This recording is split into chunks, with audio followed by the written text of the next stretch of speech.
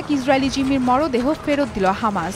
দেহাবশেষের একটি কফিন তুলে দেওয়া হয় রেড ক্রসের কাছে। যদিও এই মরদেহ হস্তান্তরের কয়েক ঘন্টা আগেই দক্ষিণ গাজায় ইসরায়েলি ড্রোন হামলা হয়, মারা যান 2 ফিলিস্তিনি। হামাস জানায় তারা গাজার নতুন নতুন এলাকায় মরদেহ অনুসন্ধানের কাজ শুরু করেছে। এর অংশ হিসেবে উপত্যকার তুফা এলাকায় একজন ইসরায়েলি জিম্মির দেহাবশেষ শনাক্ত করা হয় বলে জানানো হয়। 10 অক্টোবর থেকে কার্যকর হওয়া যুদ্ধবিরতির শর্ত মেনে এখন পর্যন্ত 16 জনের দেহাবশেষ হস্তান্তর করেছে হামাস। প্রতিশ্রুতি অনুযায়ী মোট 28 মরদেহ ফেরত দেওয়ার কথা। অবশিষ্ট দেহাবশেষ উদ্ধার সহায়তায় মিশরকে অনুমতি দিয়েছিল Israel. Kerem Abu Salem crossing দিয়ে গাজায় প্রবেশ করেছে উদ্ধারকারী ভারী যন্ত্রপাতি।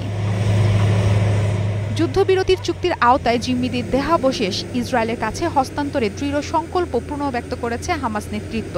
একই সাথে ইসরায়েল যেন একে যুদ্ধ পুনরায় শুরুর অজুহাত বানাতে না পারে সে ব্যাপারে সতর্ক তারা।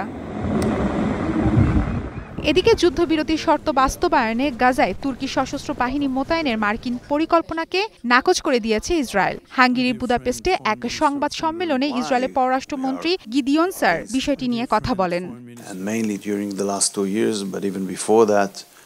গত 2 বছর ধরে তুরস্ক ইসরায়েলের প্রতি বিরূপ মনোভাব দেখাচ্ছে। শুধু কথাবার্তা নয়, কূটনৈতিক ও অর্থনৈতিক দিক থেকেও রিসেপ তাইপ এরদোয়ান সরকার নেতিবাচক অবস্থান নিয়েছে। তাই তুর্কি সশস্ত্র বাহিনীকে গাজা উপত্যকায় প্রবেশ করতে দেয়া আমাদের কাছে অযৌক্তিক। ইসরায়েলের পক্ষ থেকে এ কথা যুক্তরাষ্ট্রকে জানিয়েছি।